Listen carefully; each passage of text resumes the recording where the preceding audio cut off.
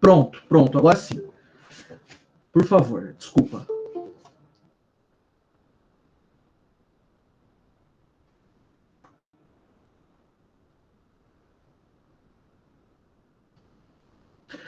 Maravilha. Pessoal, então, boa noite. Espero que tenham passado um bom fim de semana. Pós-prova. E vamos lá, então, dar início ao nosso segundo bimestre. Tá? Bom, no bimestre passado, nós encerramos conversando a respeito de domicílio. Ótimo. Que é uma das formas aí também de individualização da pessoa. Falamos da importância do domicílio e tudo mais. Agora, a partir dessa nossa aula, que mesmo que nós não terminamos ela toda hoje, não tem problema nenhum, tá? Pelo menos o material já está lá colocado. Nós vamos tratar hoje, então, dos direitos da personalidade, tá? Direitos da personalidade. Nós já estudamos e agora já dominamos o tema, não é? Sobre o que é personalidade. Agora nós vamos estudar os direitos que advêm da personalidade, os direitos que são fruto da personalidade, tá? Bom, essa ideia de que existem direitos da personalidade, ela tem que ser entendida no seguinte sentido. No direito civil, nós temos uma ordem de direitos que são os direitos patrimoniais, certo? Por exemplo, o direito de crédito. E nós temos uma outra ordem de direitos, que são direitos não patrimoniais, que nós damos o nome de direitos da personalidade. Então, são direitos que não estão relacionados ao patrimônio, tá? Embora nós tenhamos que entender que uma ofensa a um direito da personalidade... Estou começando agora, Lucas. Vamos que vamos. Então, como eu dizia, uma ofensa a um direito da personalidade pode resultar numa indenização patrimonial, né? No pagamento de uma indenização, por exemplo, uma ofensa à honra de alguém. Isso pode resultar numa indenização que, claro, tem valor patrimonial. Mas o direito violado em si, no nosso exemplo, a honra não tem um valor em si, porque ela é um direito da personalidade. Mas eu preciso ter uma maneira de ressarcir a vítima de uma ofensa contra a honra. Nesse aspecto, então, vamos lá. Vamos que vamos. Vou repetir, então. Eu tenho, de um lado, direito patrimonial e, de outro lado, direito da personalidade. O direito patrimonial, ele é aferível economicamente, né? Desde o início. Então, um crédito de R$1.000, nós sabemos que vale R$1.000. Agora, quando eu falo de um direito da personalidade, ele não tem esse aspecto patrimonial em si. Tá? Pessoal, então, olha, eu vou ter que fazer o seguinte. Eu vou tocar, porque se cada vez que cortar eu tiver que voltar, nós vamos terminar essa aula em 2023. Né? Eu peço a compreensão de vocês. Na gravação aqui, fica tranquilo que não corta. Porque para mim pode ser que não corta, aí, né? Eu peço a compreensão e o entendimento de vocês nesse aspecto. Não é má vontade, mas eu estou pensando justamente no bem de vocês para que a gente consiga cobrir o material necessário, tá? Então eu vou retomar de onde eu estava dizendo. O direito da personalidade... Agora, só antes, caso haja um travamento geral para todo mundo, aí a gente recomeça. Tá? Mas esses travamentos isolados eu fico daí de mãos atadas, tá bom? Certo da compreensão de vocês, eu vou dar sequência. Os direitos da personalidade, como eu dizia, eles são... Valeu, Matheus. Eles não são aferíveis economicamente, num primeiro momento. né? Deu o exemplo do direito à honra. A honra de uma pessoa, eu não sei de antemão quanto ela vale, tá bem?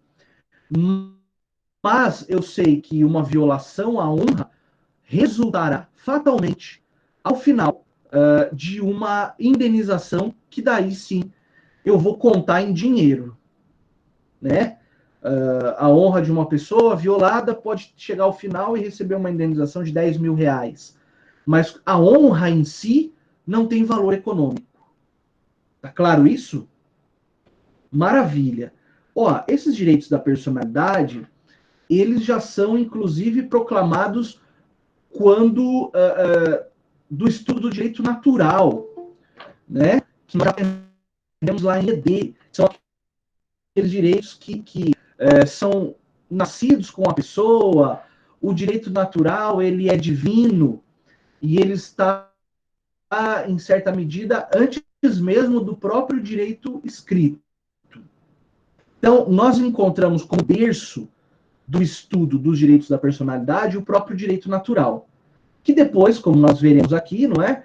Ele acaba sendo positivado também, passa a constar dos códigos e legislações ao redor do mundo. Tá?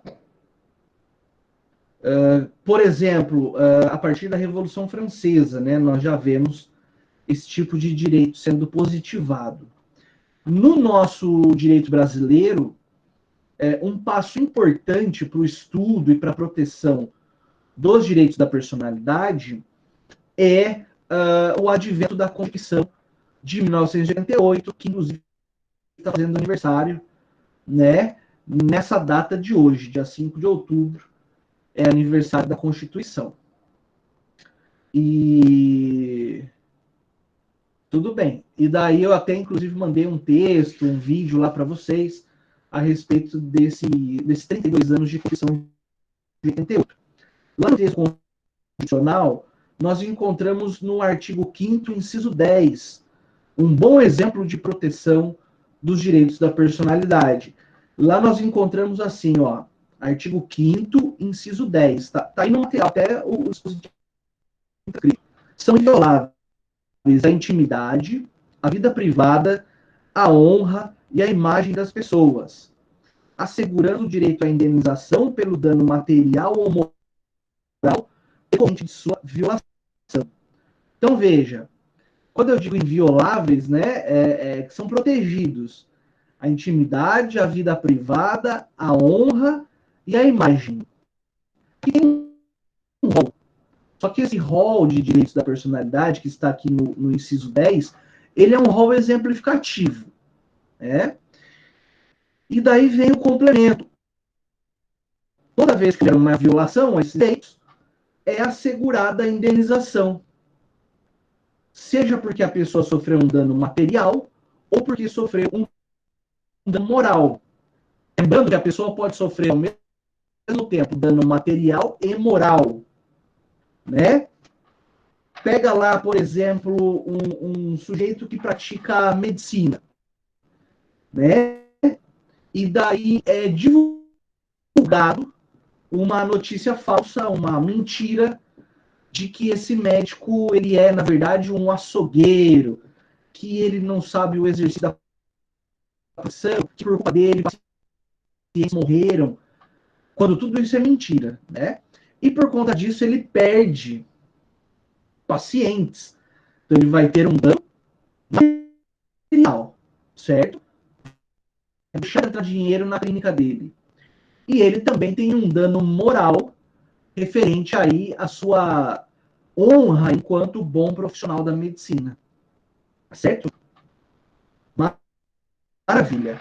Dito isso, nós podemos agora conversar, feita essa pequena introdução, né? Nós podemos conversar sobre as características dos direitos da personalidade. Mas antes, eu quero saber se existe alguma dúvida nessa introdução que fizemos.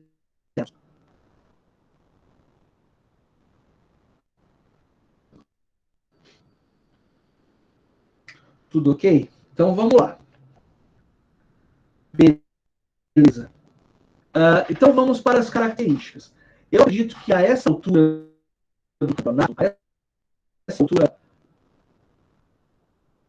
eles têm valor, Lucas, ele tem um valor intrínseco, né?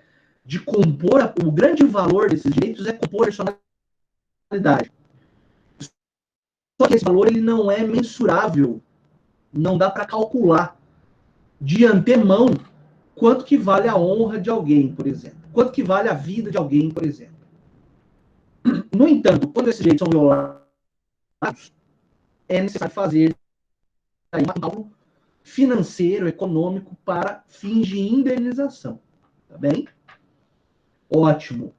Bom, nessa altura do semestre, já começando o segundo semestre, no qual vocês têm aula também de direitos humanos e fundamentais, com a professora Elisângela, eu tenho certeza que lá vocês já viram as características dos direitos humanos.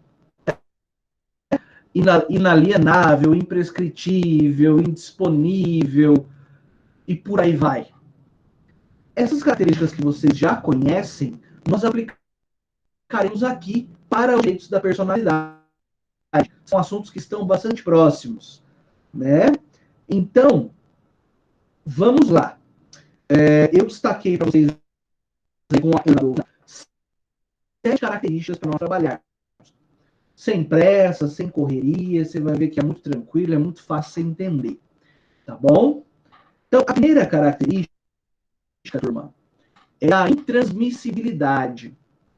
Repito, intransmissibilidade e irrenunciabilidade. Quer dizer o quê? Que os direitos da personalidade são transmissíveis e não podem ser renunciados pelo seu titular. Antes que você pergunte, mas quem que é titular, professor da personalidade? Todas as pessoas são titulares dos direitos da personalidade. Tá? Se eu juntar a impossibilidade de transmissão com a impossibilidade de renúncia, eu chego a uma característica que é o misto dessas duas, que é a indisponibilidade. Significa dizer, então, que os direitos da personalidade são indisponíveis. O titular não pode dispor isso. Tá bem? Não pode transmitir a terceiros, nem de forma gratuita e nem de forma onerosa. Nem de graça, cobrando. Não é? Não pode, então, renunciar ao seu uso ou abandonar. Tudo bem, Gabriele, seja bem-vinda. Tá bom? Por quê? Porque esses direitos nascem conosco e se extinguem conosco. Nós veremos, claro, que alguns direitos da personalidade eventualmente comportam, sim, uma relativização. Tá?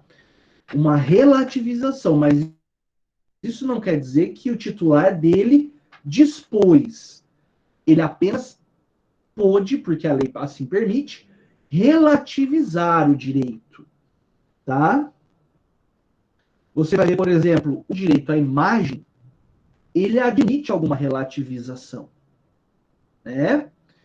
Os direitos autorais também admitem alguma relativização. Não raro nós vemos autores de escritos, de músicas, de filmes, enfim, que cedem os direitos autorais em prol de alguma causa, uma causa beneficente. Então, embora os direitos sejam indisponíveis, alguns deles admitem relativização. Né? Geralmente, quando eu falo de direito à imagem, essa relativização é remunerada, né? Ela é remunerada. É só você ver lá, né? Esses programas são realmente maravilhosos, né? Os reality show da vida, existe ali uma relativização do direito à imagem. Até porque não é todo participante que sai com grana no bolso daquilo lá, né? Pelo que eu pelo que eu compreendo desses programas. Então, as pessoas que são, como é que é? Eliminadas, né? Falar expulso.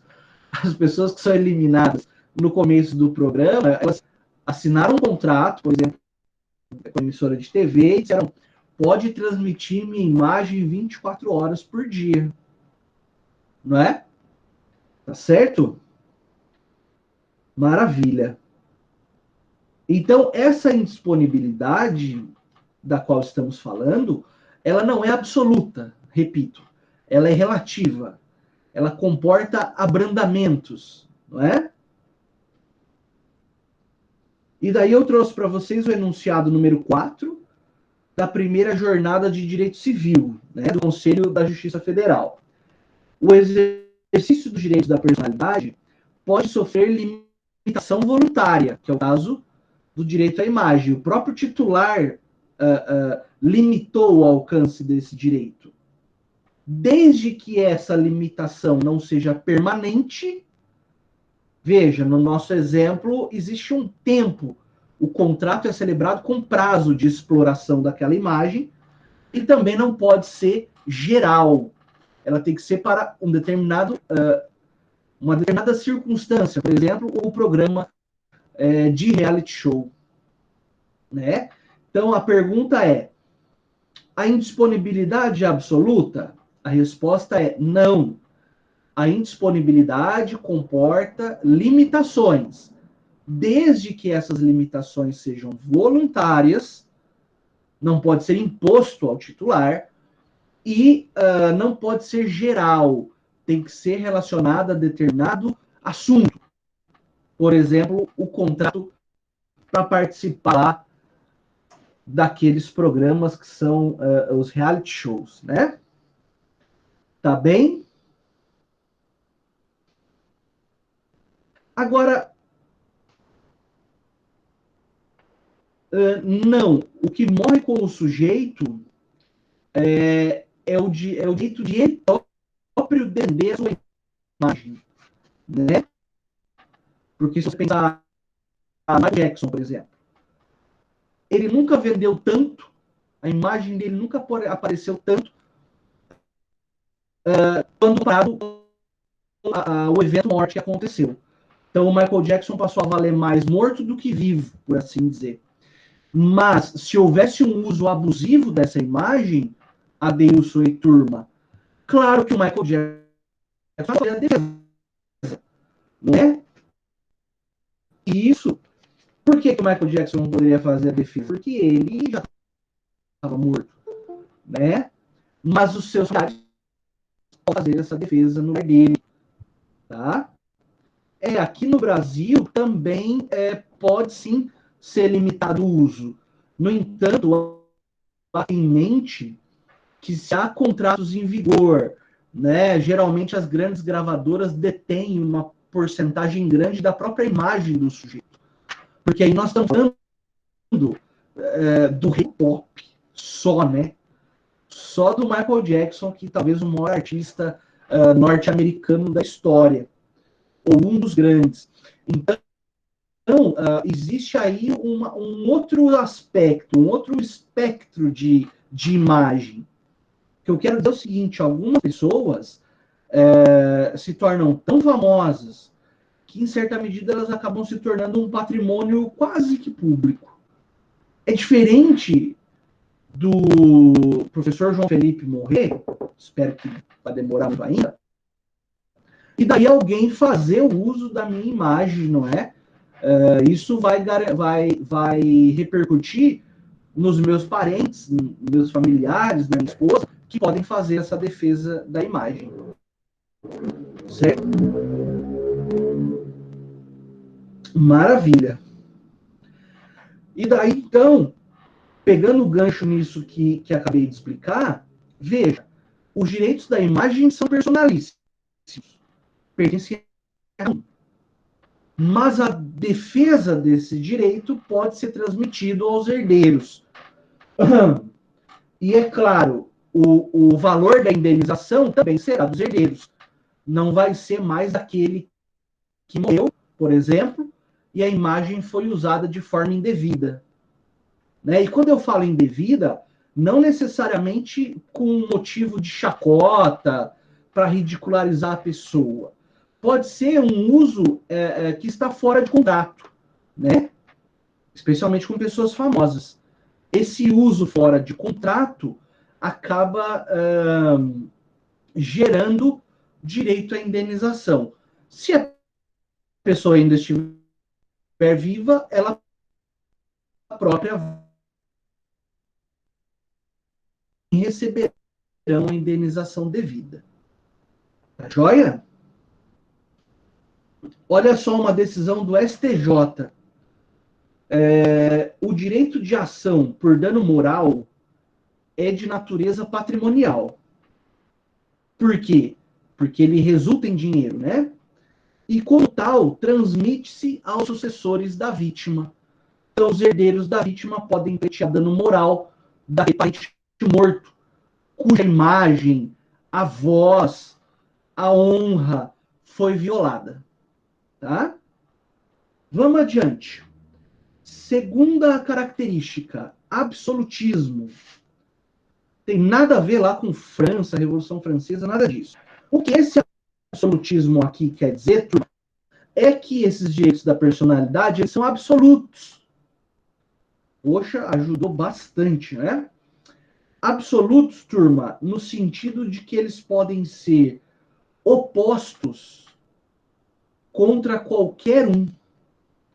Então, a proteção dos meus direitos da personalidade, ela impõe um dever a todos os membros da sociedade, não só pessoas físicas, como pessoas jurídicas, de respeitar os meus direitos da personalidade. Ou seja, eu tenho o direito de proteger o meu direito da personalidade com qualquer um. O outro lado da moeda, todos têm o dever de não violar o meu direito da personalidade. Daí dizer, boa noite, seja bem-vindo. Daí dizer, turma, que os direitos da personalidade são oponíveis, vou pôr aqui no chat, tá? Oponíveis erga omnes. Tá aí, ó. Já tinha ouvido falar essa expressão antes? Erga omnes?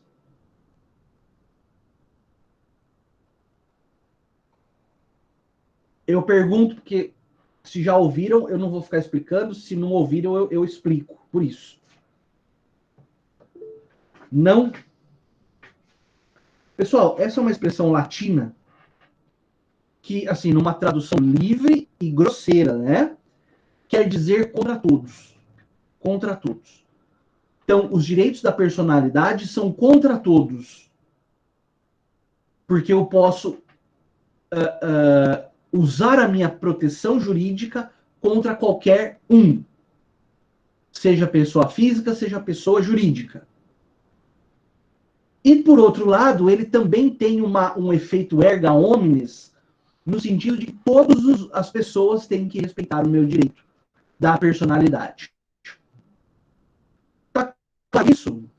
O direito de propriedade também é assim. Só para fazer um paralelo.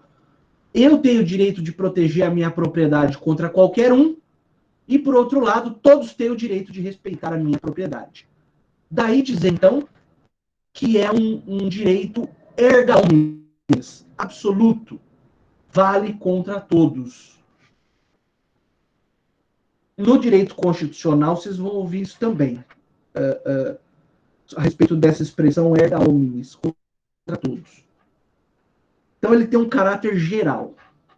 Essa foi a segunda característica. Nós vimos indisponibilidade, absolutismo. Agora falaremos sobre a não limitação ou ilimitação. Pouco importa. O que quer dizer isso? Quer dizer que os direitos da personalidade eles são ilimitados. Ilimitados no sentido de que o rol de direitos da personalidade que consta na Constituição, que está no Código Civil, esse rol é um rol aberto. significa dizer que, conforme a sociedade evolui, novos direitos da personalidade podem ser adicionados, não é? A esse nosso conjunto. Tem doutrina que faz a ilustração com um prédio, né? O prédio dos direitos da personalidade sempre pode receber novos tijolinhos, que seriam novos direitos da personalidade. Não vou me arriscar a dar exemplo, porque eu não sou mãe de nada, né? Eu não sei os direitos futuros que surgirão, não é? Nessa nossa humanidade. Até por conta da rapidez do desenvolvimento tecnológico e tudo mais, né? Então, veja, o que eu quero dizer para vocês aqui é que os direitos da personalidade são sempre um vaso aberto para que você possa depositar ali mais direitos conforme as necessidades sociais forem assim reclamando. Professor, eu posso tirar o tijolinho do prédio? Não. Não. Você deve sempre colocar tijolos no prédio. Você não pode tirar tijolos dele, porque isso resultaria em supressão de direitos. E os direitos da personalidade, como eu disse no início da aula, estão intimamente vinculados aos direitos fundamentais. Não é verdade? Como é o nome que eu dou para essa proibição de tirar os tijolinhos? Proibição do retrocesso. Então, os direitos da personalidade, assim como os direitos fundamentais, eles devem sempre estar em progresso, nunca em retrocesso. Porque isso viola, não é, a dignidade humana. Tudo ok com essa ideia, turma? Eu vou perguntando só para a gente ir falando a mesma língua e para dar oportunidade de tirar dúvidas também.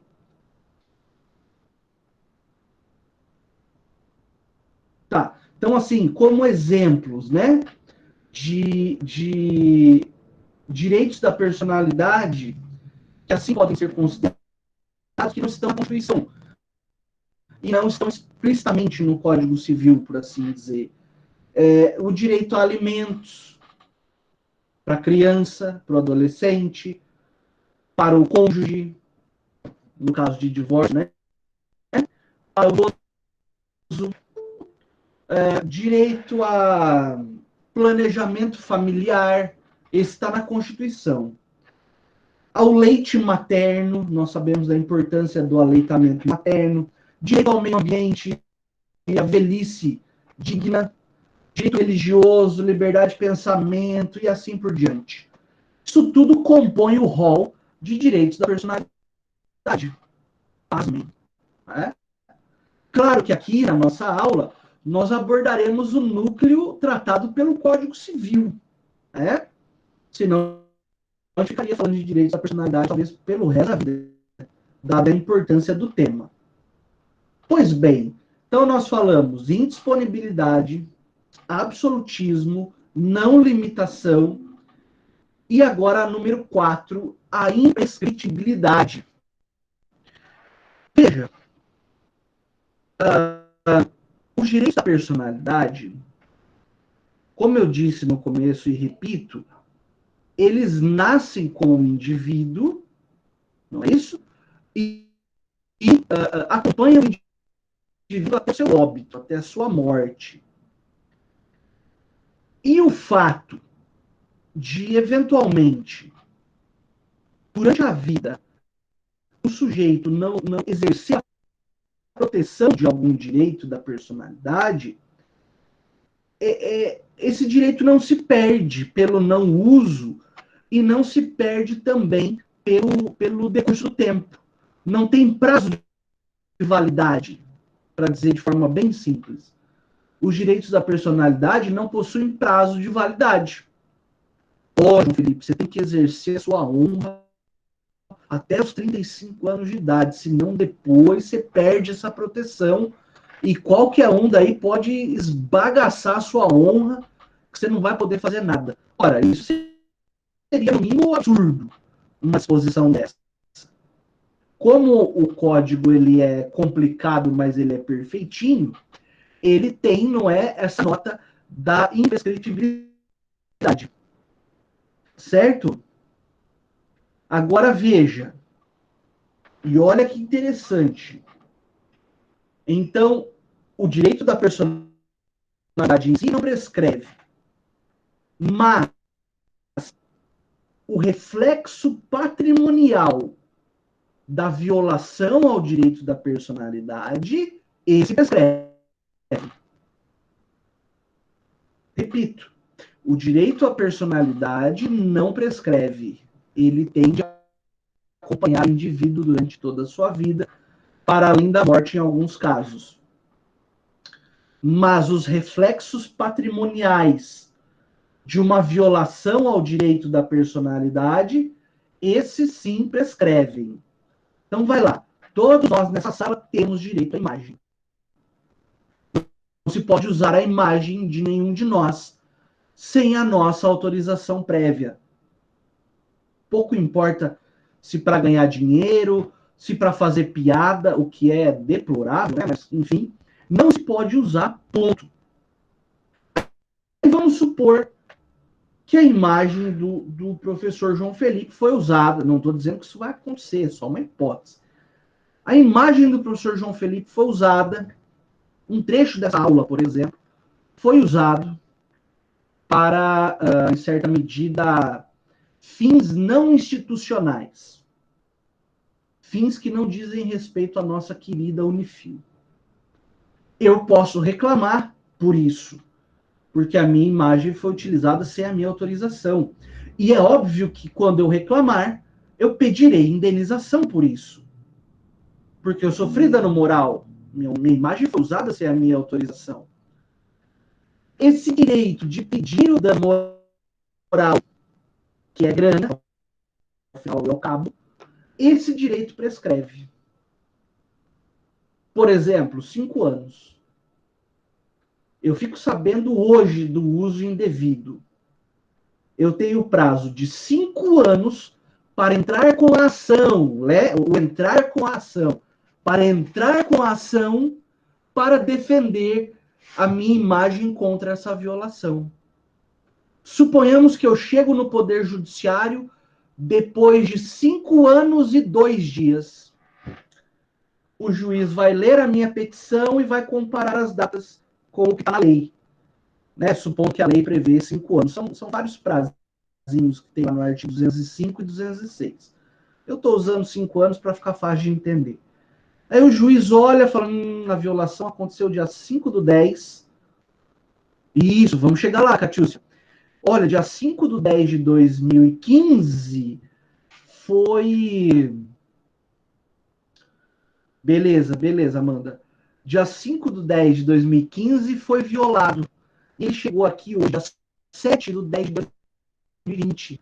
Poxa, vem por 2 dias ele perdeu o direito de defender a sua própria imagem. Ficou claro? Respondendo a pergunta da Catiúcia, com relação à honra é a mesma coisa, com relação à vida é a mesma coisa, com relação ao nome, vocês fizeram um trabalhinho, com relação a o que mais que tem aqui de bom? A intimidade e assim sucessivamente. O direito em si não prescreve, existe junto com o seu titular. No entanto, a proteção e o resultado patrimonial dessa proteção prescreve. Não pode haver direito eterno. Porque senão eu pego aquele sujeito que me violou e falo, tudo bem, fica tranquilo, eu vou pôr aqui no bolso esse caso, e daqui 10 anos, na hora que eu precisar do favor teu, ou quiser te atacar, eu tiro isso do bolso e esfrego na sua cara. Isso não pode. Não pode. Não existe direito eterno no sentido de ingressar em juízo. Certo? Ingressar em juízo. Que é o famoso direito de ação. Aí no semestre que vem eu aprofundo isso e melhoro essa ideia na cabeça de vocês. Mas para agora, nós precisamos entender é que, embora o direito seja imprescritível, o direito em si na sua essência, o reflexo patrimonial dele prescreve. Porque prescreve o direito de entrar com a ação. Tá bom? Só para a gente não fazer aprofundamentos desnecessários agora. Tocamos o barco, turma?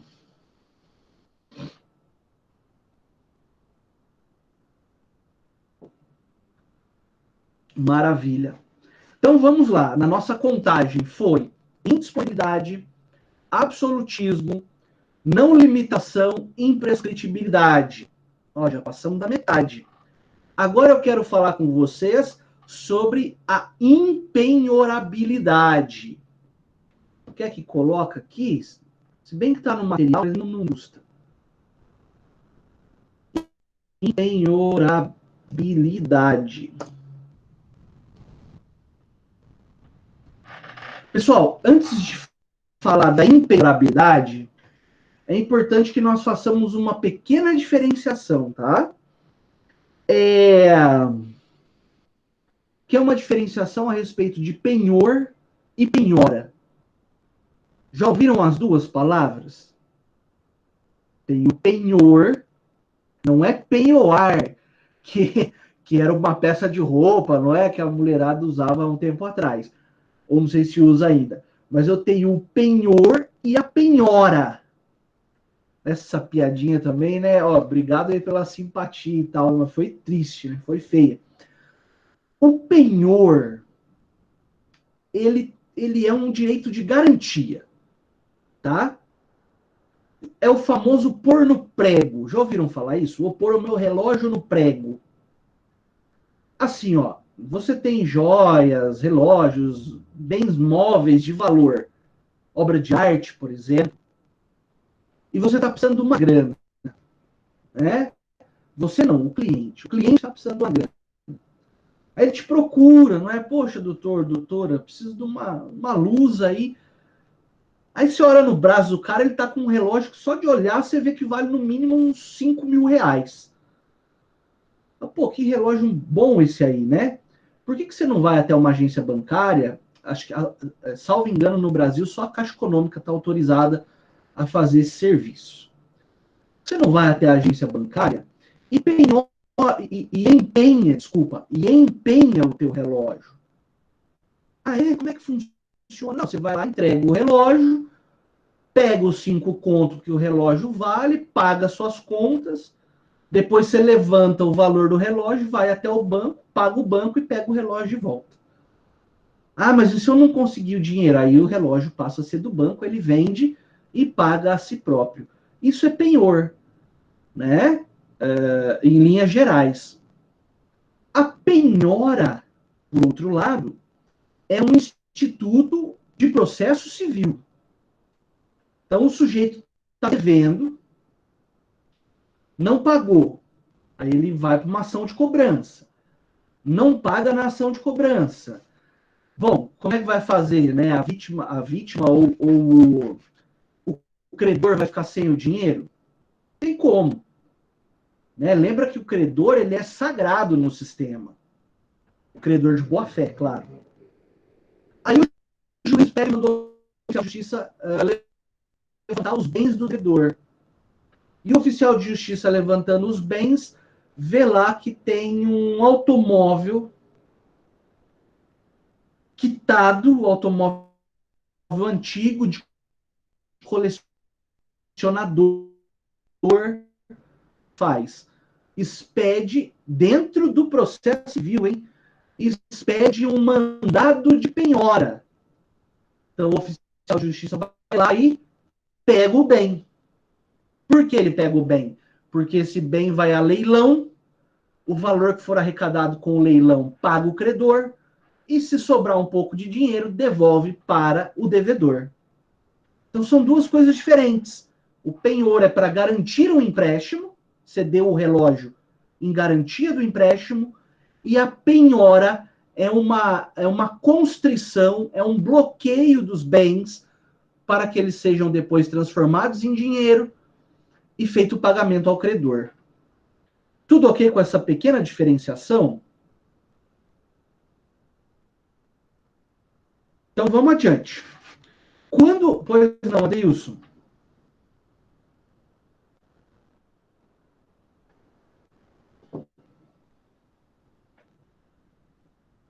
É penhor para a Caixa Econômica. É, quando eu falo de dívida ativa, eu estou falando daí de direito tributário, né? No direito tributário, na execução fiscal, pode ser determinada, pode ser da União, pode ser do Estado, do Distrito Federal, do município, pode ser dos quatro entes. E daí, na execução fiscal, o juiz vai mandar pegar bens do devedor, transformar em dinheiro e pagar o fisco. Eu acho que não bloqueia o CPF, mas consta uma anotação de que existe uma execução fiscal contra aquele devedor.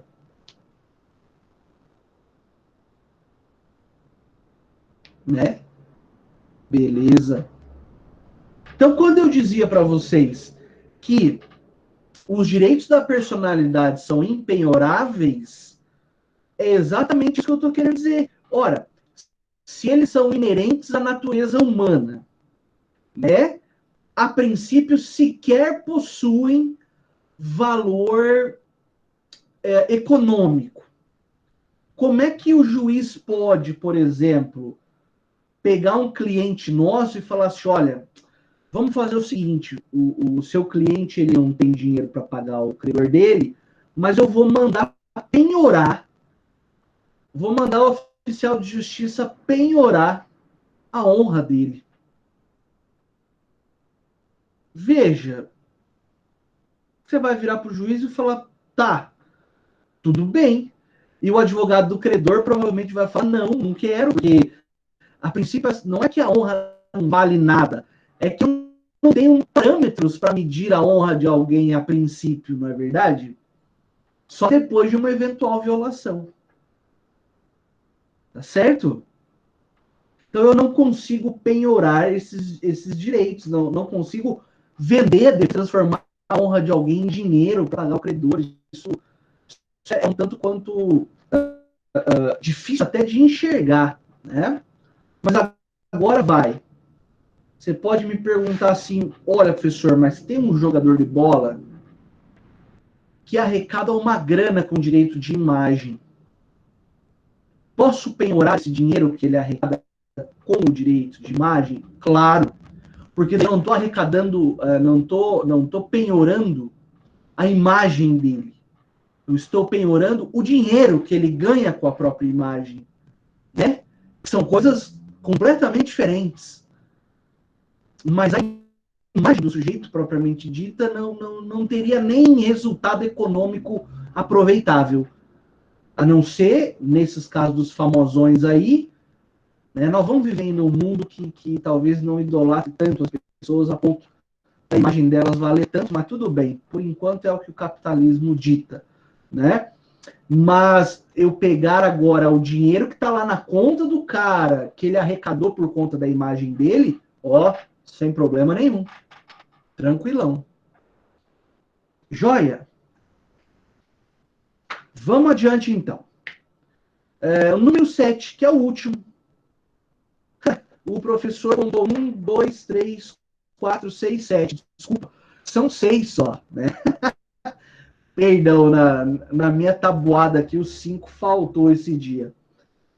Vitalicidade, então é a sexta. Né? Então nós passamos por indisponibilidade, absolutismo, não limitação, imprescritibilidade, impenhorabilidade e agora o sexto, último, perdão, vitalicidade. Pessoal, dizer que os direitos da personalidade são vitalícios nada mais é do que dizer acompanha o indivíduo durante a sua vida. Né? Eles são inatos. O que quer dizer ser inato? Nascemos com eles. Né? Especialmente quando nascemos com vida. Né? Porque mesmo o natimorto ainda tem alguns direitos da personalidade, como direito ao nome, direito ao enterro digno, direito à própria imagem, né? Mas o fato é, então, que eles nascem conosco e nos acompanharão até a nossa morte. Lembrando que mesmo após a morte,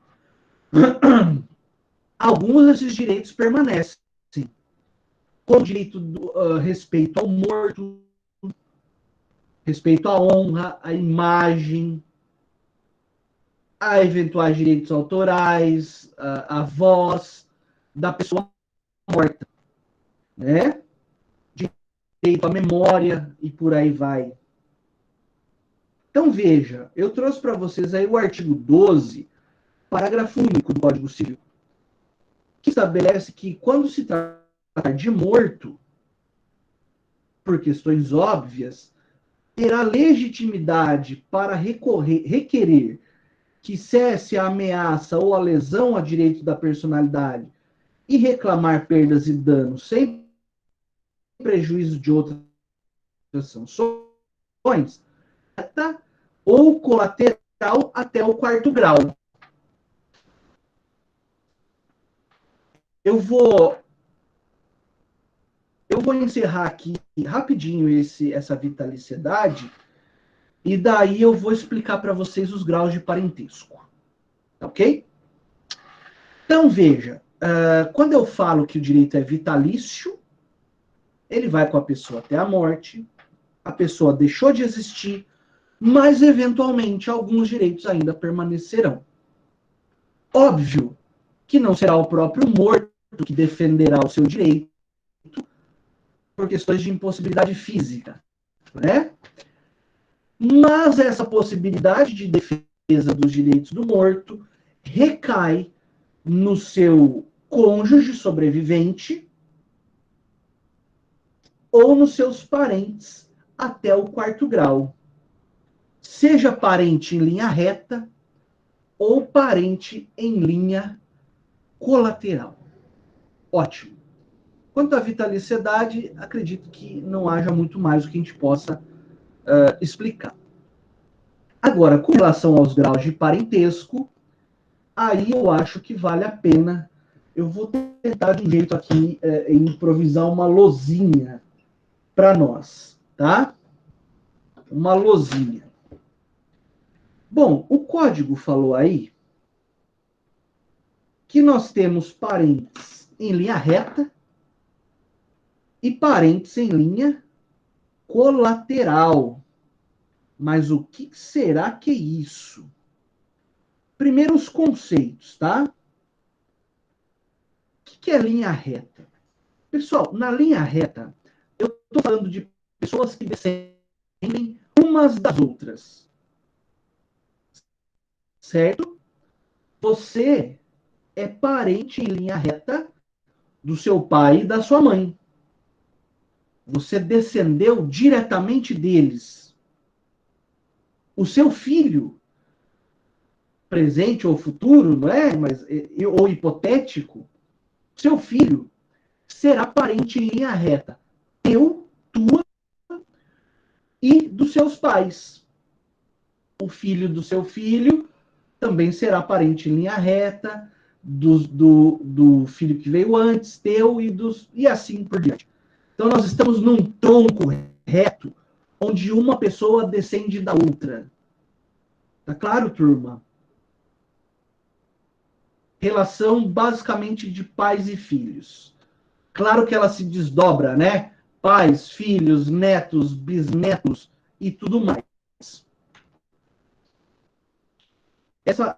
Essa instabilidade que o Cauê mencionou é para todos ou não, turma? Só para eu me situar.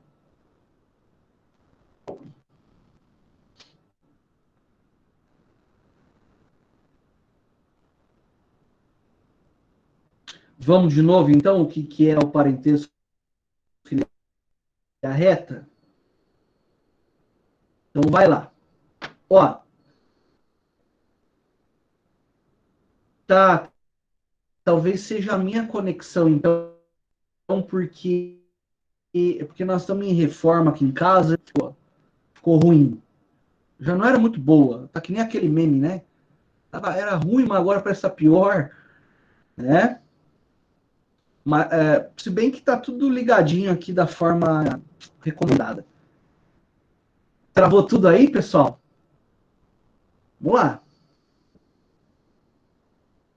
Ou posso continuar? Mas se travou tudo, vocês estão me ouvindo?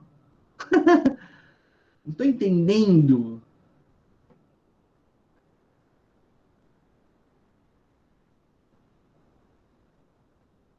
Isso mesmo, Pamela, nós vamos chegar lá. Nós vamos chegar lá. Bem lembrado, tua pergunta está anotada aqui.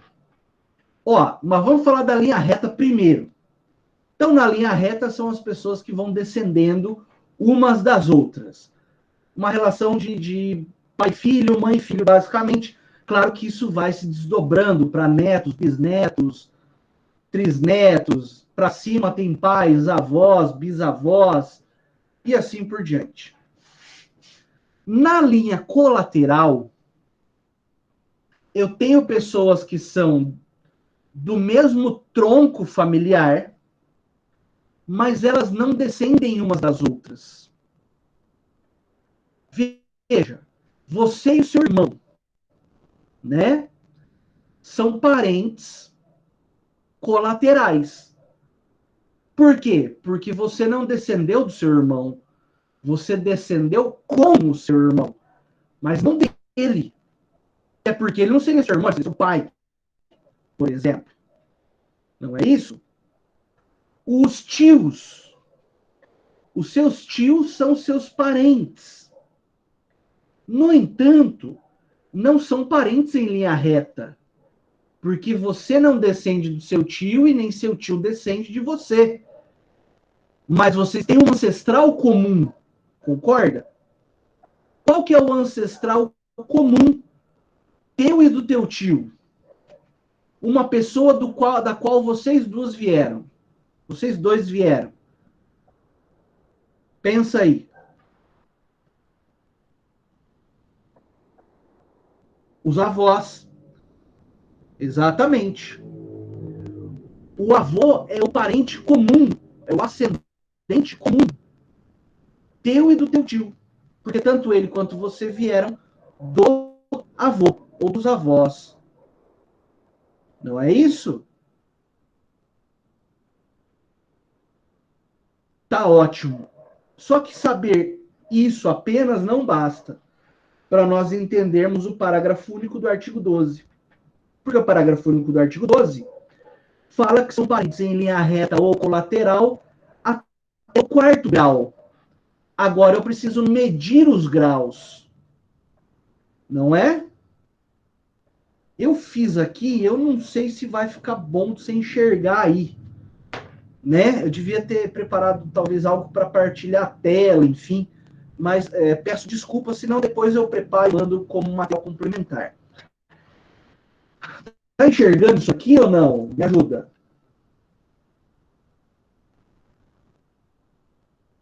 Já, já vamos lá, o Adeilson. Tá vendo ou não? Médio. Tá feia a coisa? Mas vamos lá. Vamos tentar. Tá vendo? Tem aqui a linha reta e a colateral. Não é isso? Dá para ter uma noção, né? Tá bom. Depois eu tirar a foto e mandar no zap. Quer? Quer? Eu mando. Para ajudar. Só não vai ligar que a agenda que eu estou fazendo aqui é de 2016, hein? Pera lá.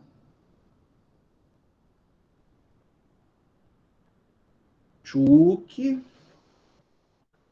Aí assim, ó. Tá chegando aí já.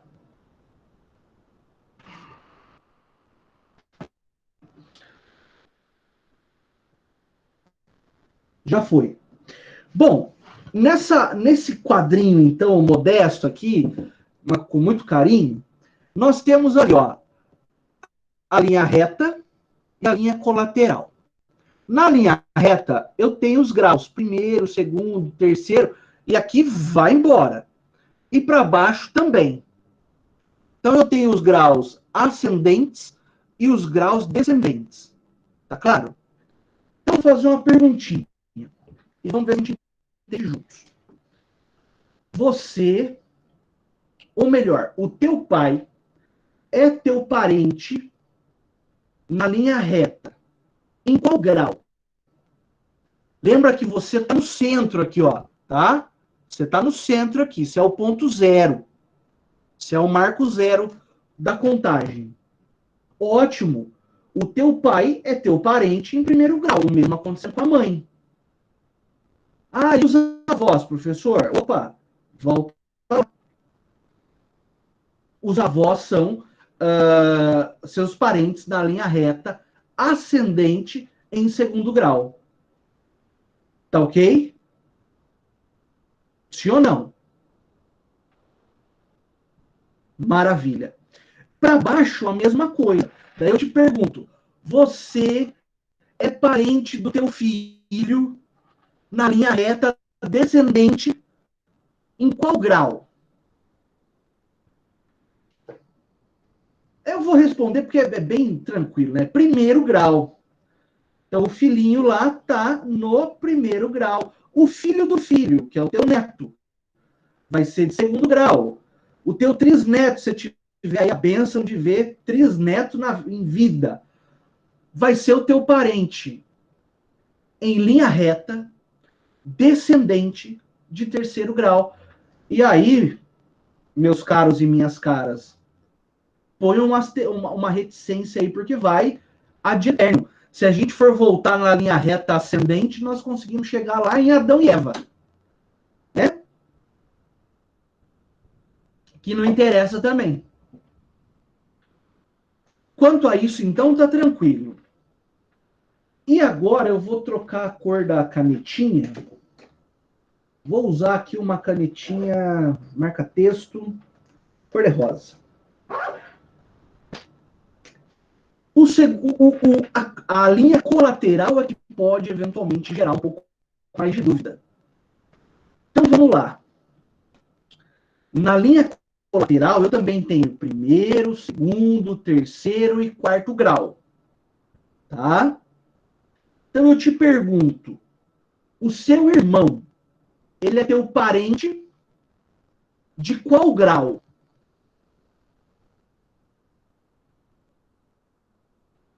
Ah, professor, como é que eu faço para achar o meu irmão? Lembra que sempre, turma, para contar os graus na linha colateral, primeiro eu tenho que... Vai lá, me ajuda. Primeiro eu tenho que achar o ascendente comum. Então, qual que é o ascendente comum do teu irmão? Opa, aqui, ó. É o Paps. Depois do Paps, eu desço na diagonal para o meu irmão. Portanto, o teu irmão, ele é teu parente de segundo grau. Dorme com um barulho desse. Não é? Ele está mais longe do que você pensava. Porque primeiro eu chego nos ascendentes comuns, pai e mãe, primeiro grau, e depois eu desço diagonalmente para o meu parente, que eu quero saber, no caso, que é o irmão. Professor, e agora o tio? Quem que é ascendente comum seu e do seu tio? É o seu avô. Então você vem 1 grau no pai, 2 graus no avô e desce até o tio. E aqui é a mira, mas o tio está aqui. Terceiro grau, 1 grau no pai, 2 graus no avô, 3 graus para chegar até o tio. Tá claro? Então, tio é parente de terceiro grau. É longe o parentesco. E o primo? Foi a pergunta da Pamela. Essa figura não é muito enigmática, a figura do primo. É algo que talvez, se não existisse, a humanidade fosse melhor, assim como os cunhados. Mas existe, e nós precisamos contar. Então eu vou, o primeiro grau do pai, o segundo grau do avô, o terceiro grau do tio, e aí eu desço, vou puxar aqui embaixo, não sei se você está vendo, coloca aqui o primo. Então o seu primo é parente de quarto grau, é mais longe ainda, olha que benção. Né? É comum, talvez até a aula de hoje, que nós falássemos ou ouvíssemos, é meu primo de primeiro grau. Não é isso? Mas, na verdade, isso não existe. Tá certo? Primo sempre é parente de quarto grau. Quase que não fosse parente. Olha, Catiúcia e turma, pra você ver como que é longe o tio e primo. E aqui eu tô falando assim, longe juridicamente. Não vou questionar que você tem um carinho, uma afeição pelos seus tios, pelos seus primos. Tranquilo, tranquilo. Né? Dos primos você vai gostar até eles tentarem passar o pé no C. Mas tudo bem. Até lá, viva essa ilusão. Tá? O que, que acontece? É tão longe, Catiúcia e turma, que o Código Civil permite casamentos entre tios e sobrinhos. É. Quanto mais, então, de primo. Pode casar, desde que faça um exame que mostre compatibilidade sanguínea para a criança que vai nascer daquela união, enfim, não tenha problemas genéticos. Tá? Também algo que é altamente questionável, tá bom? Mas o fato, e olha o mais interessante, apesar de serem pessoas relativamente distantes dos primos, repito, tecnicamente, você pode ter um amor aí incondicional pelo seu primo, isso é muito bonito, né? Eles têm legitimidade para atuar aqui. Então imagina que a imagem do seu cliente foi violada após a morte dele. E daí o primo comparece no seu cartório e fala: olha, eu sou o único parente conhecido desse morto. E a imagem dele está sendo ridicularizada em programa humorístico de quinta categoria. Ou numa tirinha de jornal, algo, enfim. Eu quero proteger a imagem do meu primo. Você, enquanto advogado, advogada, vai dizer perfeitamente. Você pode, porque o artigo 12, parágrafo 1 do Código Civil, te dá poderes para isso. Legal, né? Tudo ok com essas informações? Olha, eu peço desculpa pelo quadrinho ridículo aí, tá? Mas, como eu disse, foi feito com a melhor das intenções, com muito carinho, tá? Presencialmente, a gente tem a lousa, desenha, pinta, enfim. Mas aqui, acredito que deu para suprir essa ideia. Eu tenho algumas perguntinhas aqui antes de passar para o próximo tópico. Eu não me esqueci. Vamos lá. Tá aqui. Só gostou da piada do primo, né? Veio aqui. Vamos ver se eu acho. Pá, pá, pá. Acho que estava na fila a pergunta da Pamela, né? Isso. O irmão já seria de segundo grau, é verdade. E o primo, então, quarto grau. Aí tem uma pergunta do Adeilson. Primos, filhos de gêmeos. Tem que me ajudar. São dois irmãos gêmeos que mantiveram relação sexual e tiveram filhos? É isso? Tem alguém aí?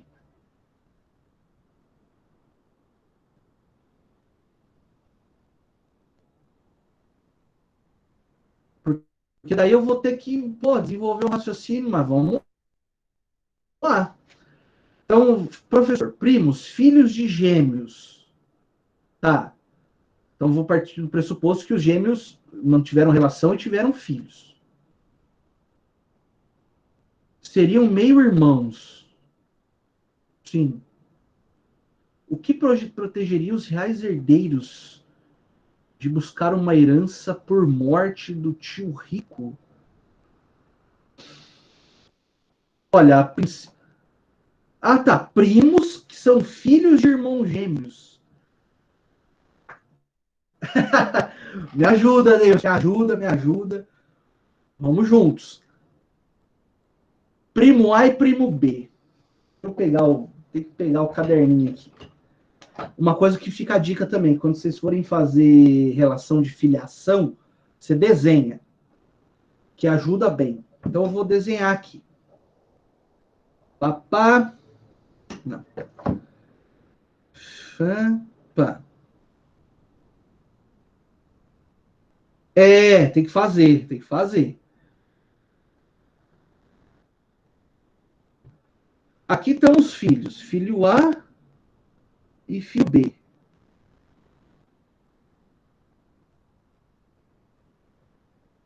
Deilson, eu vou ter que te confessar que acho que está além da minha compreensão a pergunta. Primos que são filhos de irmãos gêmeos. Mas se eles são filhos dos irmãos gêmeos, eles já não são irmãos?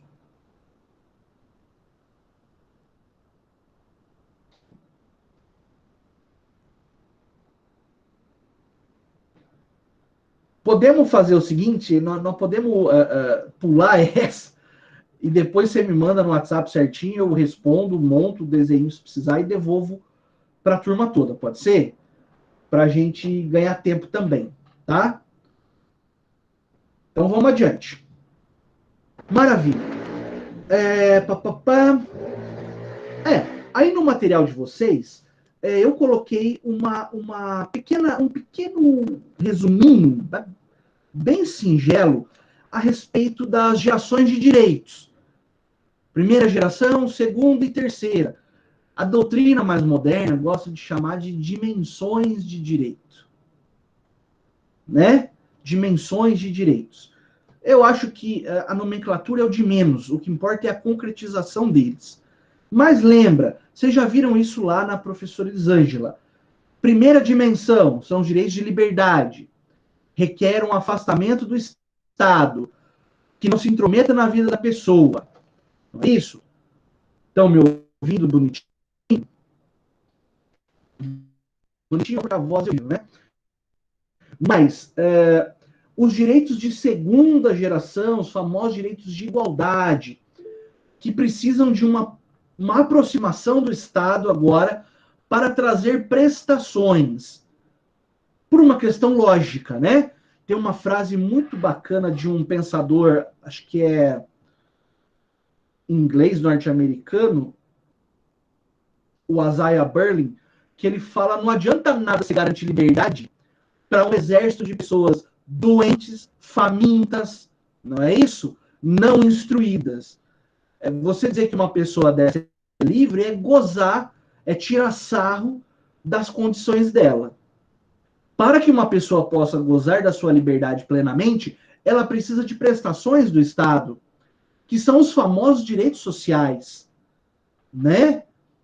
Muita gente contra direitos sociais sem nem entender o que é e sem nem vislumbrar a magnitude e o quanto eles são importantes. Mas tudo bem. E num terceiro momento, numa terceira geração, nós temos os direitos de fraternidade ou de solidariedade, que são aqueles direitos que não têm titularidade definida. Né? Quem é dono do meio ambiente? Todo mundo. Né? Quem precisa de paz mundial? Todo mundo. E assim por diante. Né? Então, nós temos direitos de primeira geração, de titularidade individual. Direitos de segunda geração, de titularidade individual, mas de expressão coletiva. Né? Eu consigo dizer em direito à saúde se eu imaginá-la coletivamente falando, embora cada um de nós tenha direito a ser saudável. E os direitos de terceira geração ou dimensão, cuja titularidade é indeterminada. Só esse pequeno apanhado, que eu sei que vocês já tinham visto em direitos humanos, mas vamos adiante agora. Agora nós vamos falar de um tópico importante, se não houver dúvidas. Tem dúvidas, turma? E eu até já de antemão peço perdão se tiver muito cansativo, tá? Porque é muita falação, eu sei, tá? Por isso que eu faço essas pausas técnicas, né? Também faço pausa dramática quando precisa, que é para que a gente consiga respirar um pouco. Nós não temos obrigação nenhuma de esgotar todo esse conteúdo que eu coloquei hoje no sistema na data de hoje. Nós podemos, tal qual no impeachment da Dilma, nós podemos fatiá-lo, né, dividir em duas partes, tá certo? Mas agora, então, nós falaremos sobre os atos de disposição do próprio corpo. Professor, quer dizer que a pessoa pode dispor do próprio corpo de acordo com o Código Civil? Em algumas situações ela pode. Façamos já de antemão a leitura dos artigos 13 e 14 do Código Civil. Está aí no material de vocês, é só acompanhar comigo. Artigo 13. Salvo por exigência médica. Então você vê aqui que o dispositivo já começa com a exceção. Eu não sei se o legislador faz isso por criatividade, se ele faz isso para não tornar a leitura da lei seca cansativa demais, mas você percebe que alguns artigos ele começa de trás para frente, por assim dizer, né? Mas vai lá. Salvo por exigência médica, é defeso. O que é defeso, turma? Defeso é proibido, tá bom? Não é porque parece defesa que é permitido, tá? Defeso é proibido. Então, salvo por exigência médica, é proibido o ato de disposição do próprio corpo. Quais? Quando importar diminuição permanente da integridade física ou contrariar os bons costumes. Esse final é aquilo, né? Os bons costumes. Eita, nós. Mas, ó, mais uma vez. Vou ler agora do meu jeito. Peço perdão se ficar uma leitura muito coloquial. Fora dos casos em que o médico exige um tratamento, por exemplo, é proibido dispor do próprio corpo quando essa disposição importar diminuição permanente da integridade física ou contrariar os bons costumes. Parágrafo único. O ato previsto nesse artigo, qual de disposição do próprio corpo, será admitido para fins de transplante na forma estabelecida em lei especial. Vou tentar um exemplo desse artigo 13, o caput. Suponha que não é tratamento médico, não é exigência médica, até porque o médico jamais faria isso com você, mas você tem o teu primo, que você gosta tanto do seu primo, não é? E o primo sofreu um acidente, tomou uma pancada no olho e perdeu, foi afetada a córnea do olho do seu primo, da sua prima, que você gosta tanto. Daí você chega até o primo e fala, primo, quer saber de uma coisa? Você faz direito, você estuda aí, tá estudando para concurso, tá precisando ler muito, né? E você tá com um déficit aí, tá com um olho a menos na jogada. Vamos fazer o seguinte, eu vou dar minha córnea para você poder ler, estudar. E o seu primo fala, puxa, que bom, né? Quando você falecer, né? Não, vamos fazer semana que vem já. Nós já vamos até o a minha e coloco em você para você poder ter sua atividade estudantil acadêmica plena. E o primo vai falar, e você não, primo, eu gosto tanto de você que eu vou fazer isso com todo o amor e carinho que eu tenho dentro de mim. Agora, a córnea em vida estará causando a si própria uma diminuição permanente da integridade física. Concorda? Médico nenhum do mundo, quer dizer, nenhum médico que seja ético, e graças a Deus a imensa maioria deles nenhum desses médicos autorizaria ou faria um procedimento cirúrgico desse. Entendeu? Esse exemplo que eu dei, na verdade, foi para dizer do que é proibido. Proibido. Agora, o sujeito está lá, na fila de transplante, precisando de uma córnea, e uma pessoa sofreu um acidente, faleceu, e a família autorizou a retirada desse órgão, show, 100%. Não tem problema nenhum. Né? Mas em vida, não. Antes que você pergunte, né? Mas e o rim? Ora, o rim ele pode ser transplantado por permissão legal e por constatação de que o organismo funciona ainda, não é? O sistema ainda funciona mesmo com um rim apenas, certo? Então veja, artigo 14 agora, se não houver dúvida. É válida com o objetivo, então aqui é permitido, né? Com o objetivo científico ou altruístico, quer dizer, ajudar o próximo, à disposição gratuita do próprio corpo, tem que ser gratuito, hein? No todo ou em parte, para depois da morte. Então, para depois da morte, eu posso dispor do meu corpo.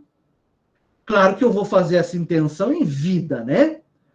Mas para depois da morte, dispor do meu corpo para que ele possa ser utilizado com finalidade científica. O sujeito padece de um mal tão raro na literatura médica que ele resolve entregar o corpo para estudo e melhoria da condição de pessoas que futuramente sejam acometidos dessa moléstia, por exemplo. Né? Era muito comum no passado, mas daí não era o cara que dispunha, né? Os cientistas pediam que o cérebro de serial killers fosse entregue para estudo científico, para descobrir se tinha alguma anomalia de ordem física no cérebro daqueles assassinos. Ou então com final ou finalidade altruística, para ajudar o próximo. Quer dizer o quê? Pode usar do meu corpo, para depois que eu morrer, para extrair órgãos que possam ajudar outras pessoas. Né? Para que isso aconteça, é necessário que se proceda de acordo com a lei de transplantes, tá bom? E o parágrafo único do artigo 14, por óbvio, né? O ato de disposição pode ser livremente revogado a qualquer tempo. Então, eu assino um termo com a Unifil, dizendo, ó, depois que eu morrer, pode trazer o meu corpo aqui para o estudo de ciências biológicas e secar à vontade. Aí passa 6 meses, eu falo, putz, quer saber? Eu tenho dó, né, e tal. Acho que eu vou revogar isso aí. Eu não quero mais que use meu corpo para estudo, não. Eu posso fazê-lo. Posso revogar. Imagina que até em certa medida seria tragicômico, né? Daí se eu vou até a universidade e falo, eu não quero mais que use meu corpo. Não, agora se assinou, está assinado. Né? Nós vamos picotar aqui o que for necessário do seu cadáver. Esse ato é revogável, ok? É revogável. Joia? Tudo ok até aqui?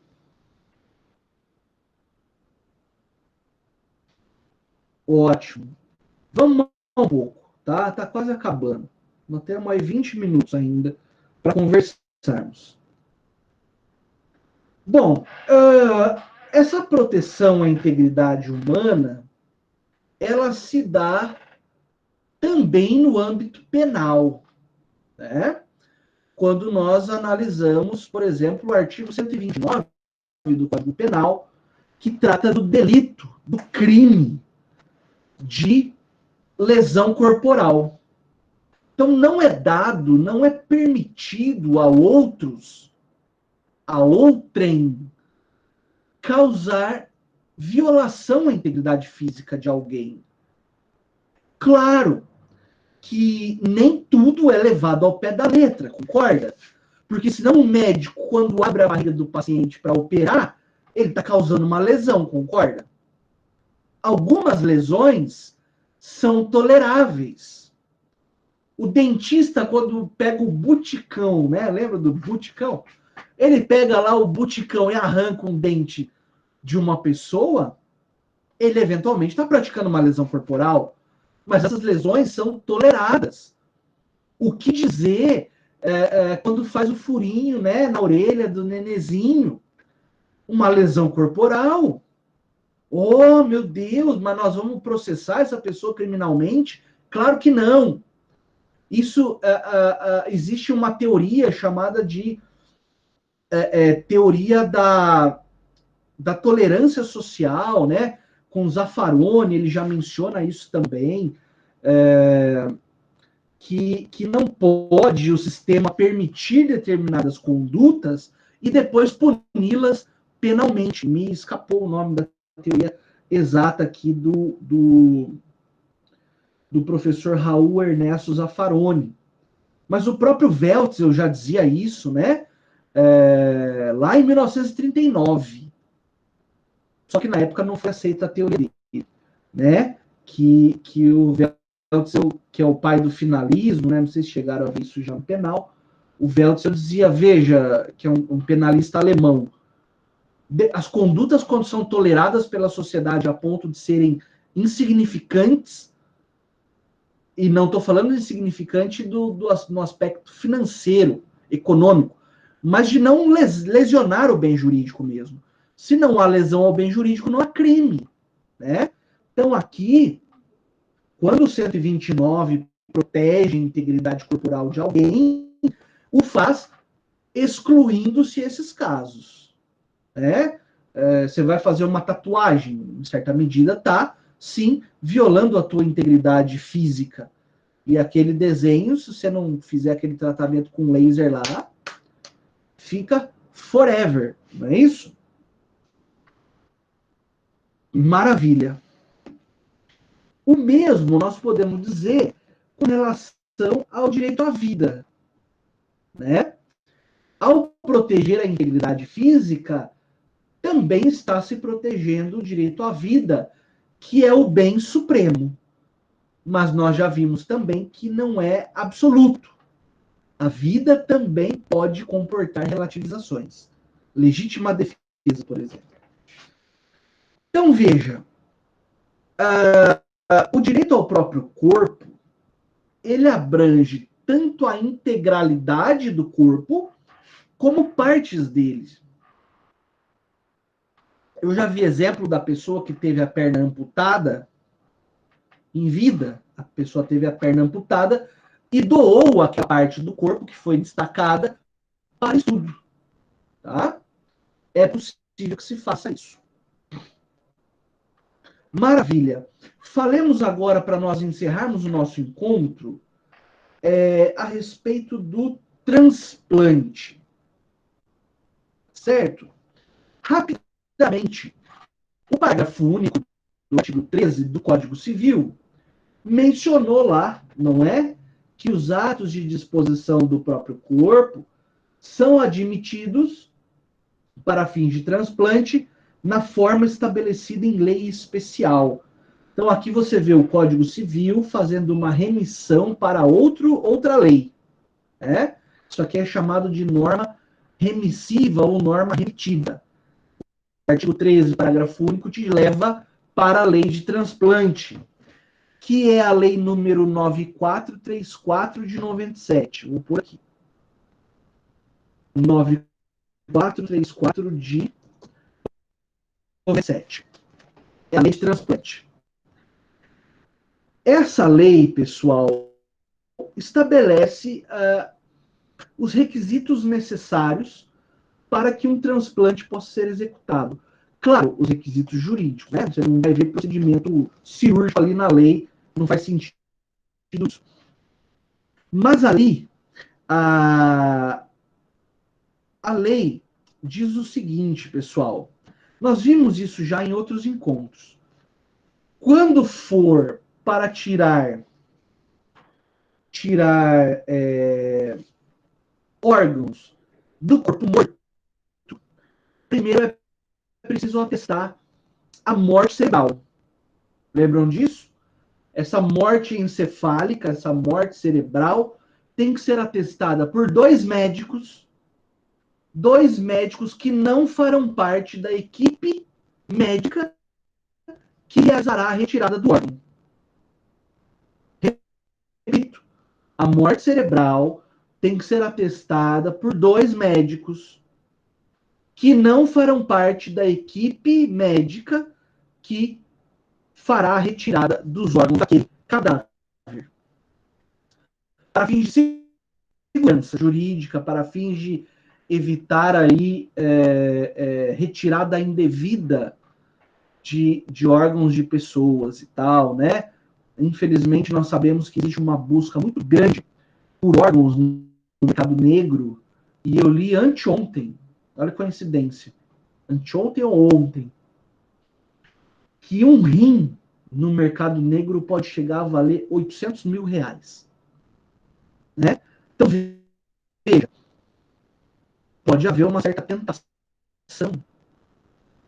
numa hipótese, e não estou partindo do pressuposto que todo mundo é ruim, não é isso. Mas pode haver uma tentação de declarar alguém que a princípio estava vivo, fazer com que essa pessoa morra, não é? Proceder à retirada do órgão e eventualmente comercializar. Tá? Então, essa exigência de médicos diferentes, mais de um médico e tudo mais, é justamente para garantir que não haja desvios de conduta. Olha, repito, não estou partindo do pressuposto que todo mundo seja ruim, longe disso, né? Mas eventualmente não é uma fantasia que isso aconteça. Nós já vimos casos, não é, na literatura médica e jornalística desse tipo de situação, infelizmente. Beleza. O artigo 9º, desculpa, o artigo 9º da Lei 9434, né, permite que, então vamos lá, ó, alguns requisitos. Para dispor do corpo vivo, então eu aqui vivo, para dispor da minha integridade para fins de transplante. Primeiro, a pessoa tem que ser capaz. O que quer dizer isso mesmo? Ela tem que ser plenamente capaz. Tá bem? Tem que fazer a disposição gratuita, não posso cobrar para isso. Não posso cobrar, é um ato de altruísmo. Para fins de transplante, e desde que isso não resulte risco para a minha integridade física e mental, e não cause deformação inaceitável. Por isso, turma, que quando alguém, por exemplo, se candidata a ser doador de um rim, por exemplo, que é um transplante bem comum, né?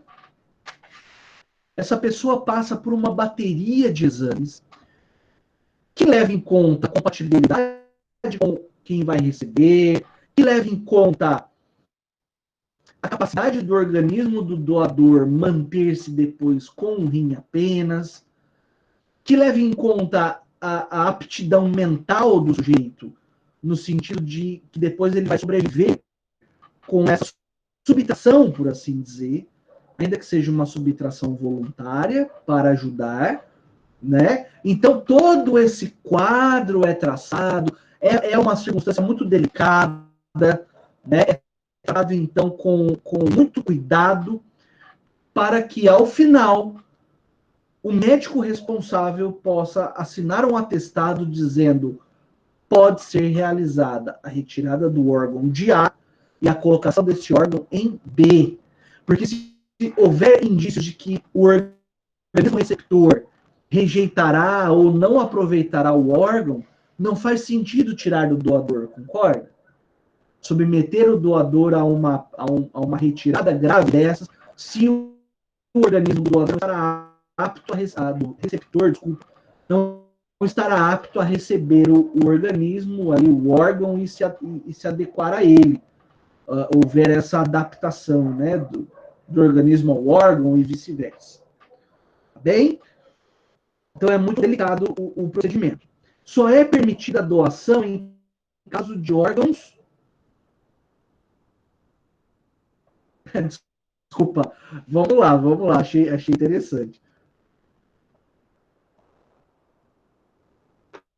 Um cara na Alemanha doou seu corpo para canibal. O canibal foi condenado por assassinato. Então, o Maria Eduarda, é que daí nós estamos tentando entender mais o que aconteceu na Alemanha à luz do direito brasileiro, né? O sujeito que vai, então não vou doar meu corpo inteiro para o canibal se alimentar. Acho que é essa a ideia, né?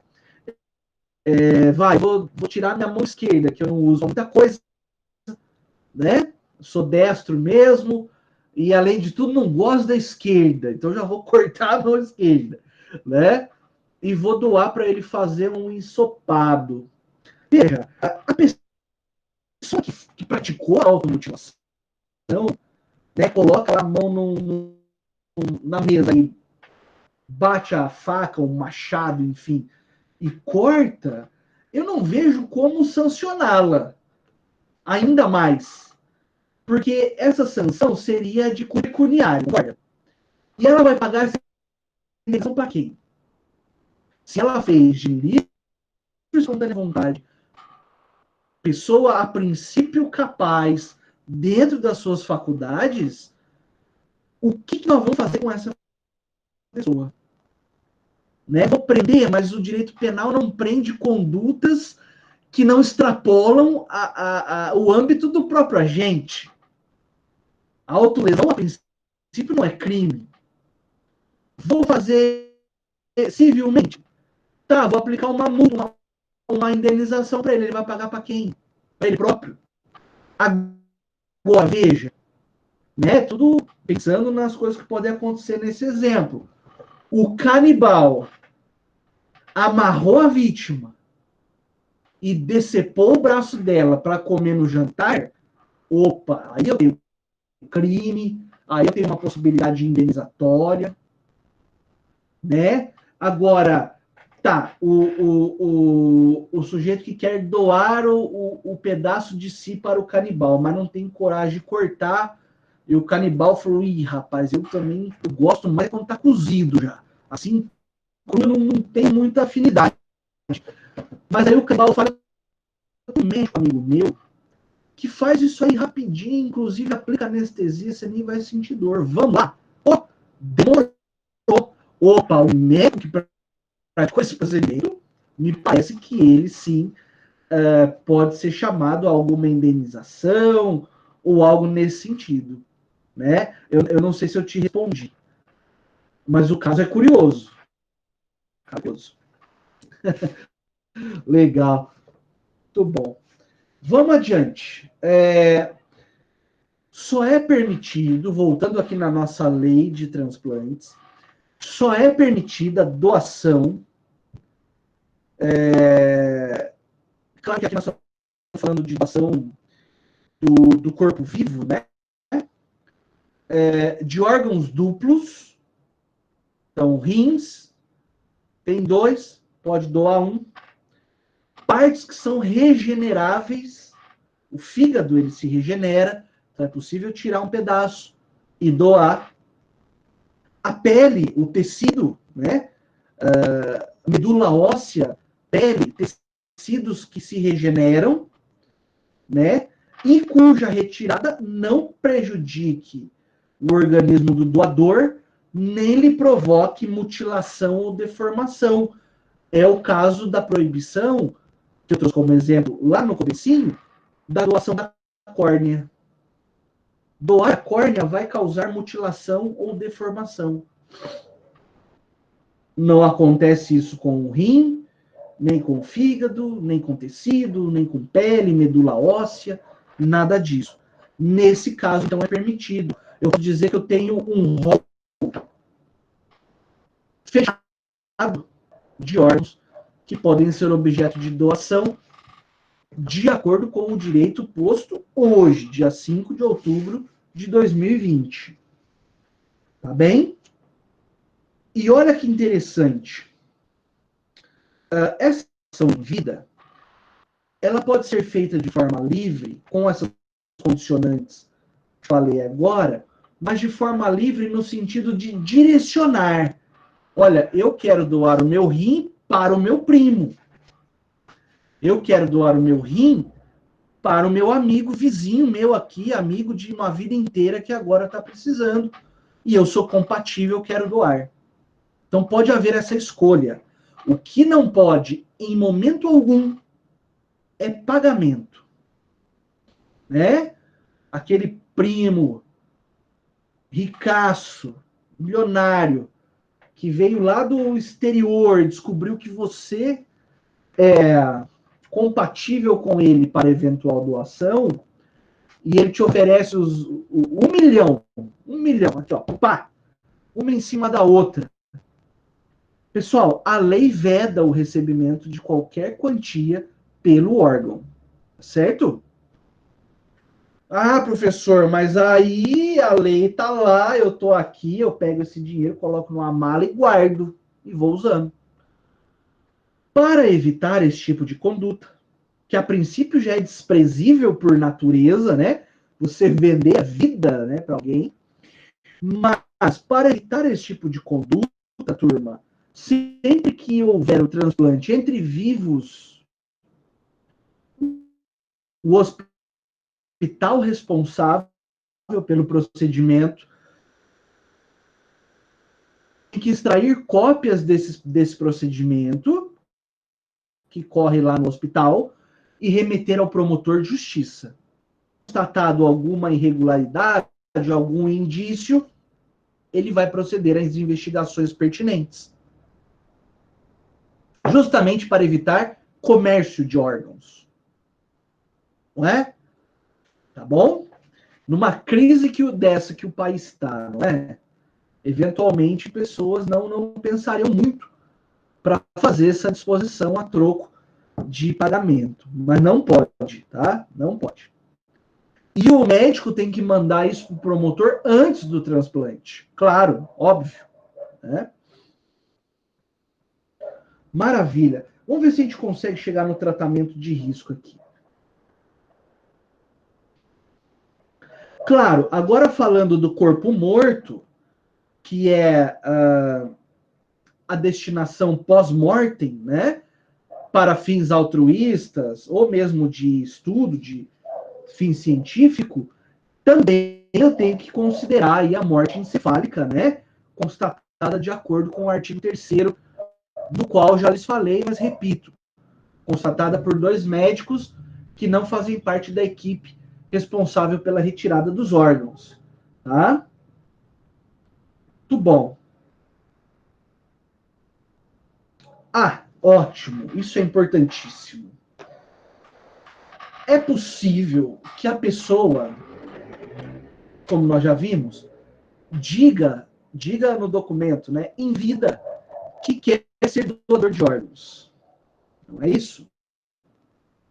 No entanto, uma vez morta a pessoa, essa decisão, se não houver uma formalidade, uma formalização, se houver a formalização, um testamento, por exemplo, prevalece a vontade do morto. Não havendo essa formalização, vai depender da autorização dos parentes. Mas olha como é importante aqueles graus de parentesco que aprendemos agora há pouco. Autorização de qualquer parente maior da linha reta ou colateral até o 2º grau. O primo e o tio estão fora. O irmão pode. O avô pode. O neto pode. Mas os tios e sobrinhos, que são 3º e 4º, e daí, claro, bisavô, trisavô, bisneto e trisneto, também estão fora. Veja que aqui o âmbito é muito mais restrito. Não é? Muito bom. do cônjuge, claro. Então, quando eu falo parente até o segundo grau, na linha reta ou colateral, ou cônjuge, daqui eu extraio eu extraio uma conclusão, desculpa, faltou alguma coisa, né? Eu extraio uma conclusão muito importante. Qual é essa conclusão? Cônjuge não é parente. Cônjuge é cônjuge. Parente é parente. Joia? Muito bom. Agora, e se a pessoa que faleceu já está morta, mas ela era incapaz em vida? Incapaz com interdição, tudo bonitinho. É levado em consideração a vontade que essa pessoa eventualmente manifestou em vida? Não. Isso vai caber só aos parentes. Quais parentes? Os mesmos. Linha reta ou colateral até segundo grau, ou cônjuge se eventualmente possuía. E se a pessoa é não identificada? Acontece muito.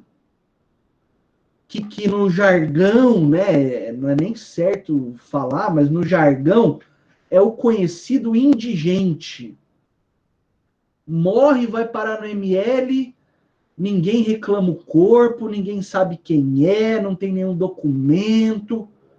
Será que eu posso aproveitar esse corpo morto para fins científicos ou de doação de órgãos, de extração de órgãos?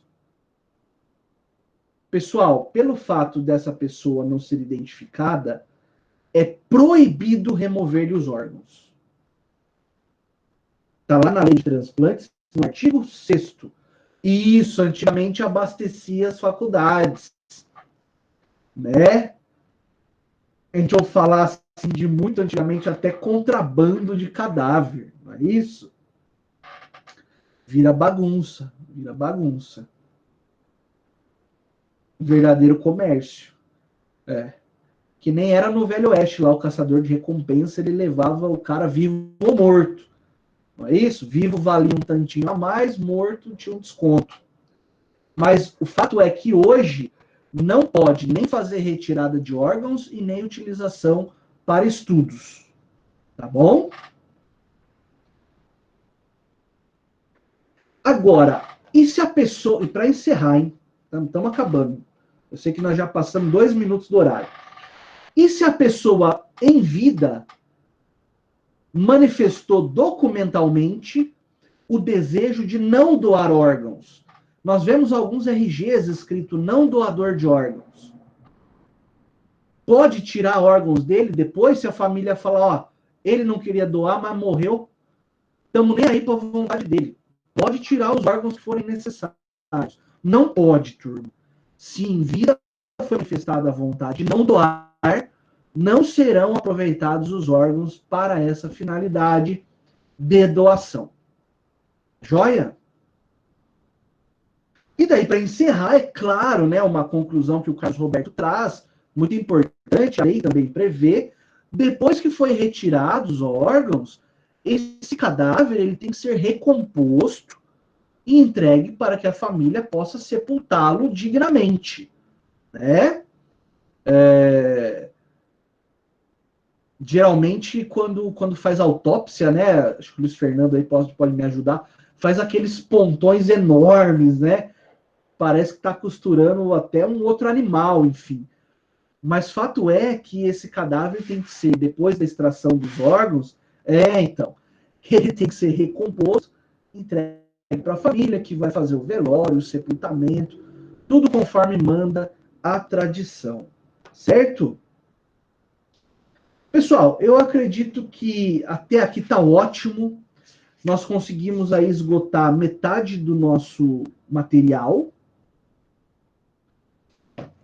E daí, vamos responder as perguntinhas. O direito à integridade física é direito de todos, sim. Caso de uma criança, os pais respondem judicialmente por danos causados a ela? Vi hoje uma notícia no site em que os pais foram indiciados por homicídio, depois que a filha de 12 anos morreu por parada cardíaca devido a um... Nossa, esse caso foi...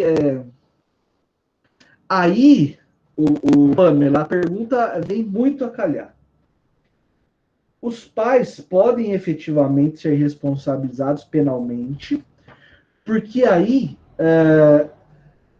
acaba entrando na seara dos maus tratos, né? Porque onde já se viu, eu nunca tinha ouvido falar que alguém poderia morrer de piolho, de tão inusitado que isso é. Agora, poderia ser um outro exemplo. Poderia ser os pais que deixam de alimentar a criança. Quando deixa de alimentar a criança, e aqui, claro, voluntariamente, não é porque está dentro do rol dos necessitados, extremamente pobres do país, que infelizmente possuem. A miséria voltou no Brasil, né? Fome voltou. Mas imagine os pais que, podendo, deixam de alimentar o bebezinho de 6 meses. A falta de alimento causa, sim, uma lesão à integridade física da criança. Né? Nesse aspecto, então, da pergunta do piolho, os pais serão responsabilizados porque agrediram tanto a integridade física da filha ao negar-lhe o mínimo de trato, o mínimo de cuidado e de higiene, que ela acabou vindo a falecer. Né? Então, esse é um exemplo muito claro de como a integridade física da pessoa é protegida pelo ordenamento. Infelizmente, algumas vezes a proteção chega tarde demais, quando a vida já se foi, né? Mas vai sim haver a responsabilização. Não sei se eu te respondi adequadamente.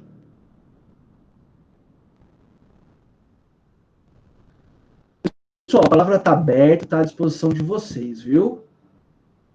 Eu, de antemão, agradeço pela participação, pelas perguntas, tá?